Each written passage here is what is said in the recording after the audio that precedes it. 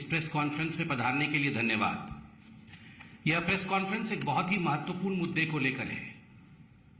वैसे तो देश में बहुत सारे मुद्दे हैं, सभी मुद्दों पर पार्टी बोलेगी, मगर जिस मुद्दे पर एक भ्रामक स्थिति पूरे विश्व में हिंदुस्तान को लेकर फैलाने की कोशिश की गई है और खास करके कोविड को लेकर जिस प्रकार का एक माहौल डेथ नंबर्स को लेकर हिंदुस्तान के लिए बनाया गया है, पहले मैं उस विषय को लेकर आपके सामने कुछ तथ्य रखने का प्रयास करूंगा।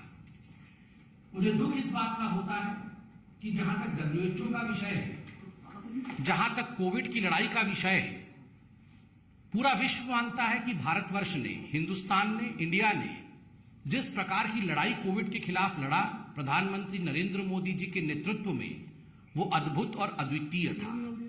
वो पूरे विश्व के लिए एक मिसाल था।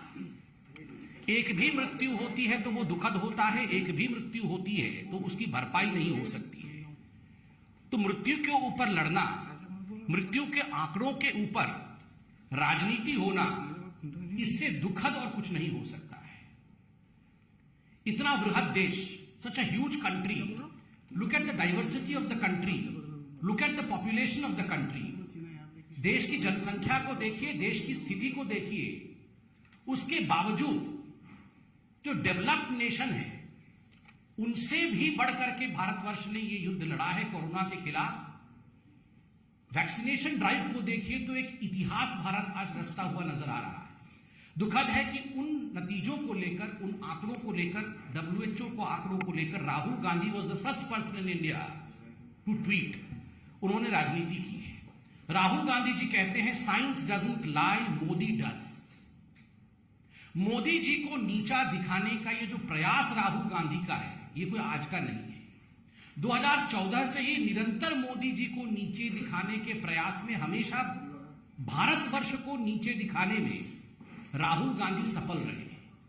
चाहे सर्जिकल स्ट्राइक का विषय हो, चाहे अन्य महत्वपूर्ण विषय हो, सभी विषयों पर जिस प्रकार से राहुल गांधी ने समय समय पर मोदी जी और भारतीय जनता पार्टी पे आक्रमण करते हुए भारत को नीचा दिखाया है, यह बहुत ही दुखद है।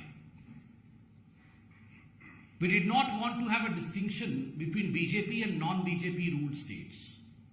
ये बीजेपी के राज्य हैं, इनमें कितनी मृत्यु दर रही, ये नॉन बीजेपी के राज्य हैं, इनमें कितनी संख्या रही, इस प्रकार का लड़ाई नहीं होना चाहिए। पूरा हिंदुस्तान एकजुट होकर India as a one unit fought against Covid और हम जीते भी। मगर राहुल गांधी वही राजनीति करने का प्रयास कर रहे हैं। मैं राहुल गांधी जी से कहूंगा कि for God sake don't demoralize. आप भारतवर्ष को डिमोरलाइज मत करिए। जहां तक WHO का संबंध है, मैं आज तकनीकी रूप से कुछ बहुत महत्वपूर्ण विषय भारतीय जनता पार्टी के पटल से आपके सामने और विश्व के सामने रखना चाहता हूं। यह विषय केवल हमारे देश का नहीं है, यह विश्व के सामने भी हम सत्य रखना चाहते हैं। 4 महत्वपूर्ण ऐसे कदम हैं जिनको लेकर हमें लगता है WHO ने जो डाटा रिलीज किया है वो गलत है। Number 1, flawed methodology.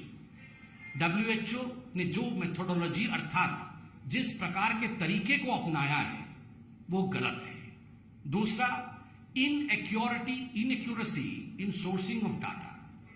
ये जो सोर्स ऑफ डाटा होता है उसकी एक्यूरेसी होनी चाहिए और WHO ने खुद माना है कि अनवेरिफाइड सोर्सेज से उन्होंने डेटा इकट्ठा किया है। तीसरा विषय है इनकंसिस्टेंसीज इन क्राइटेरिया। किन क्राइटेरियाज के आधार पर भारतवर्ष को टायर 2 देश में रखा गया है, यह भी सटीक रूप से पता नहीं चलता है। और अंत में यूज ऑफ अजम्पशंस, अर्थात काल्पनिक तरीके से डेटा का मंथन करना और भारतवर्ष को टायर 2 देश में रखना, इन सब विषयों पर भारतवर्ष ने समय समय पर WHO से वार्तालाप किया है और अपने विषय को बताया है कि हम इससे सहमत नहीं हैं, हम असहमत हैं। आप याद रखिए, जहां तक WHO की मेथोडोलॉजी है, that was the mathematical module. ये जो मैथमेटिकल मॉडल है उसके आधार पर WHO ने कैलकुलेशन किया है। भारतवर्ष ने समय समय पर कहा है कि हम इस मैथमेटिकल मॉडल को मानते नहीं है। ये जो गणित के आधार पर आपने ये डेटा दिया है, हम इस पर विश्वास नहीं रखते हैं, हम इसे मानते नहीं है। सबसे बड़ी बात है बंधुवर कि भारतवर्ष में मृत्यु और जन्म, बर्थ एंड डेथ, इसके रजिस्ट्रेशन को, इसके पंजीकरण को लेकर एक बहुत रोबस्ट सिस्टम प्लेस में है। A very robust system is in place as far as the registration of birth and death is concern through the CRS, that is the civil registration system, जो कि रजिस्ट्रार जनरल ऑफ इंडिया के अंतर्गत आता है और ये 1969 के से चल रहा है। एक बहुत ही रोबस्ट सिस्टम है और इसमें आप देखिएगा कि जो भी पंजीकरण होना है 2016 के बाद जिस प्रकार से ये पंजीकरण में इजाफा हुआ है, खास करके मृत्यु दर आप देखिएगा, इसमें बिल्कुल सटीक संख्या रजिस्ट्रार जनरल ऑफ इंडिया आज रख पा रही है। इसलिए एक रोबोस्ट सिस्टम के होने के बावजूद एक दूसरे मॉडल से कैलकुलेशन WHO करती है, ये उचित नहीं है। ये जो रजिस्ट्रार जनरल ऑफ इंडिया है, इसे बताना बहुत अनिवार्य है कि it is assisted by the chief registrar of states and union territories.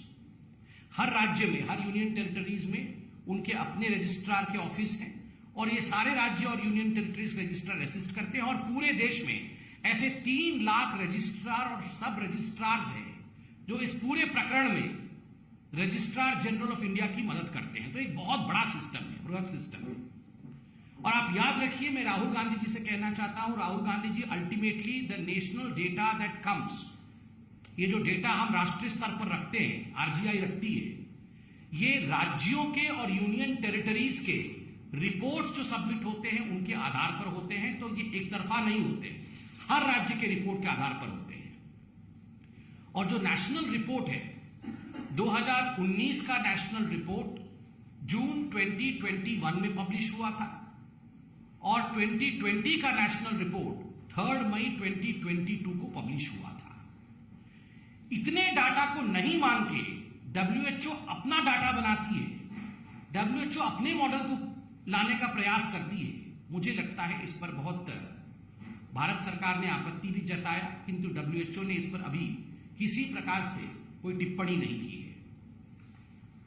एक विषय आप सबने पढ़ा होगा, WHO ने खुद कहा है कि वी हैव रिलाइड ऑन, जहां तक 17 राज्यों का विषय है, 17 स्टेट्स, भारतवर्ष में 17 राज्यों को लेकर WHO खुद मानती है कि we have relied on some websites and media reports.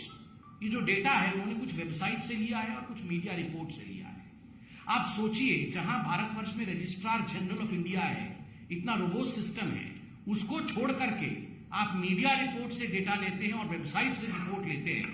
क्या ये ऑथेंटिक है? Is this authentic? दूसरा बड़ा विषय है, खुद WHO मानती है कि भारतवर्ष को उन्होंने टायर 2 कंट्री में रखा है। मतलब प्रथम स्तर का देश अलग है, हम द्वितीय स्तर के देश हैं। भारत सरकार ने कई बार पूछा है WHO से, आखिर भारत टायर 2 कंट्री क्यों है? हमारे पास एक रोबोस्ट सिस्टम है रजिस्ट्रेशन का, कोई आज का नहीं है। जब हमारी सरकार नहीं थी तब भी ये सिस्टम प्लेस में था। उसके बावजूद आपने आर्बिटरीली जो क्राइटेरिया आपने टायर 2 में रखने के लिए बनाया है, that is inaccurate and inconsistent. एक इनकंसिस्टेंट और एक काल्पनिक, एक अजम्पशन के आधार पर आपने भारतवर्ष को टायर 2 में रखा है। भारतवर्ष इसको अपना अपमान मानती है और भारत ने स्पष्ट रूप से कहा है कि यह उचित नहीं है। इसका भी कोई कम्युनिकेशन भारतवर्ष को नहीं मिला है। तीसरी बात है, आपको जान के आश्चर्य होगा, India is not a small country, कोई छोटा सा देश नहीं है। इंडिया में एक होमोजेनिटी नहीं है कि सारे पॉपुलेशन एक जैसे होंगे, सारे राज्य एक जैसे काम करेंगे। और जो कोरोना पॉजिटिविटी रेट है, ये पूरे देश में, पूरे भारतवर्ष में सभी राज्यों में एक ही पॉजिटिविटी रेट होगी, ऐसा संभव नहीं है। ज्योग्राफिकल वेरिएशंस होंगे, स्पेस एंड टाइम वेरिएशंस होंगे। उसके बावजूद WHO ने एक यूनिफॉर्मिटी के साथ पूरे देश पर एक ही पॉजिटिविटी रेट लगाया है, जो कि छोटे देशों के लिए और छोटे स्थानों के लिए तो हो सकता है, मगर भारतवर्ष जैसे 1.3 बिलियन वाली कंट्री के लिए, जहां 135 करोड़ देशवासी हो, वहां एक ही यूनिफॉर्मिटी के साथ आप क्राइटेरिया लगाएं, ये उचित नहीं। भारतवर्ष ने अपने कम्युनिकेशंस में स्पष्ट रूप से लिखा है, 1 साइज फिट ऑल, एक ही साइज सबके लिए लगेगा, ये फॉर्मूला भारतवर्ष के लिए सटीक नहीं बैठ सकता। एक्स्ट्रापोलेशन ऑफ डाटा, छोटे से डाटा को लेकर आप पूरे हिंदुस्तान के लिए एक्स्ट्रापोलेट कर दे, ये भारतवर्ष के लिए हो नहीं सकता है। आपको आश्चर्य होगा कि डब्ल्यूएचओ ने जो कैलकुलेशन किया है इस मॉडल में, एक बहुत सारे आयाम है, एक आयाम में बताता हूं जिसमें उन्होंने death rate is inversely proportional to the temperature. अगर गर्मी ज्यादा होगी तो डेथ रेट कम होगा, गर्मी कम होगी, जिन स्थानों पे गर्मी कम है वहां डेथ रेट ज्यादा है। इस प्रकार का कैलकुलेशन इस मॉडल में डब्ल्यूएचओ ने किया है। आप खुद बताइए, मॉडल में तो कैलकुलेशन किया है मगर डब्ल्यूएचओ ने खुद अपने आप इस विषय को अभी तक सब्सटैंशिएट नहीं किया है कि Covid death has something to do with temperature. Temperature के साथ, बाह्य टेम्परेचर के साथ, तापमान के साथ कोविड डेथ का कुछ लेना देना है, इसने इस विषय को लेकर डब्ल्यूएचओ ने खुद प्रतिपादित नहीं किया है, किंतु इस रिपोर्ट में डेथ रेट कैलकुलेशन ये करती है। देखिए, अंत में इतना ही मैं कहना चाहता हूं कि एक राजनीतिक विषय नहीं है, यह हिंदुस्तान के गरिमा का विषय है। भारतवर्ष ने जिस प्रकार से ये लड़ाई लड़ी कोविड के खिलाफ, जिस प्रकार से हम कोविड को हराने में सक्षम हुए हैं, जिस प्रकार से एक वैक्सीनेशन सिस्टम चल रहा है, भारतवर्ष में एक रोबोस्ट जनगणना, registry of death and birth, इस सबका एक रोबोस्ट सिस्टम है। उस सिस्टम से बाहर जाके हम अनकन्फर्म्ड सोर्सेज से डेटा लें और एक मैथमेटिकल मॉडल के आधार पर डेटा एक्स्ट्रापोलेट करके आंकड़ों का हेरफेर करें, ये उचित नहीं है। और सबसे बड़ी बात है, जो कॉम्पेंसेशन सरकार ने घोषणा की, उस कॉम्पेंसेशन को मांगने के लिए भी इतने लोग नहीं आए जितनी संख्या डब्ल्यूएचओ ने बताया है। अर्थात किसी की मृत्यु हुई है, भारत सरकार ने कॉम्पेंसेशन घोषणा की है, तो कॉम्पेंसेशन मांगने के लिए तो आवश्यक रूप से जिनकी मृत्यु हुई है उनके परिवार के लोग आएंगे, मगर वह संख्या भी कम है बनिस्बत जो डब्ल्यूएचओ ने बताया है। This shows the flawed methodology of calculation of the death in India by WHO. But more than that, it's a sad situation that certain political parties in India, particularly Rahul Gandhi, is trying to play politics over this. मैं इतना ही कहूंगा, WHO का data गलत है और कांग्रेस का बेटा गलत है। Thank you so much.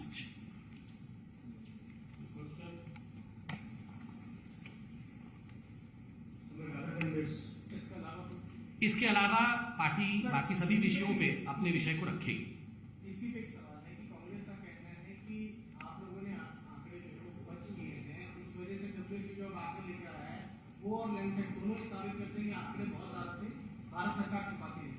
देखिए, ऐसा है कि कांग्रेस और राहुल गांधी, ये नासमझी का दूसरा नाम है।